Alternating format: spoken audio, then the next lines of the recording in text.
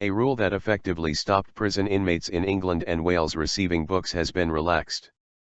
It follows a High Court ruling in December that restricting prisoners' access to books was unlawful.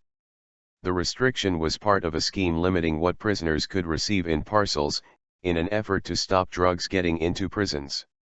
Books can now be sent to inmates via 4 retailers approved by the prison service.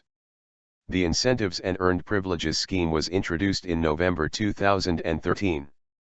Under the rules, prisoners are prevented from receiving parcels unless there are exceptional circumstances, such as a medical condition. Opponents of the restrictions on sending books argued that reading can be a key to the rehabilitation of offenders. Although inmates were still allowed to use prison libraries, critics claimed that the libraries are often inadequately stocked, and can be hard to access because there is not always staff available to take prisoners to them. Extremist material.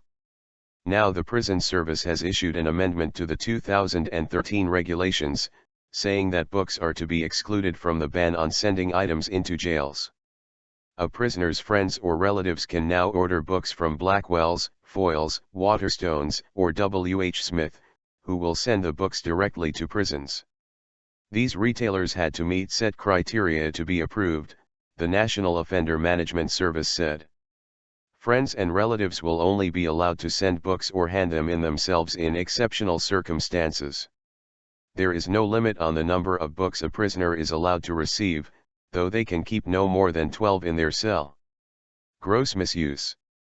Frances Crook, chief executive of the Howard League for Penal Reform, said she was pleased prisoners could now be sent books. But she said the fact it had taken more than a year of campaigning, and a high court ruling, to get a rule change demonstrated a gross misuse of political power and public funds by the government. Ms. Crook said she was sure prison governors would be humane in interpreting the term exceptional circumstances, and would therefore allow books directly from family and friends if, for example, a prisoner needed them for an academic course and could not afford new copies. A prison service spokesman said, "There never was a specific ban on books, and we remain clear that we will not do anything that would create a new conduit for smuggling drugs and extremist materials into our prisons." Responding to the change, Liberal Democrat Justice spokesman Julian Huppert tweeted, "I'm very pleased that prisoners will now be able to get books. We should be encouraging prisoners to read and study."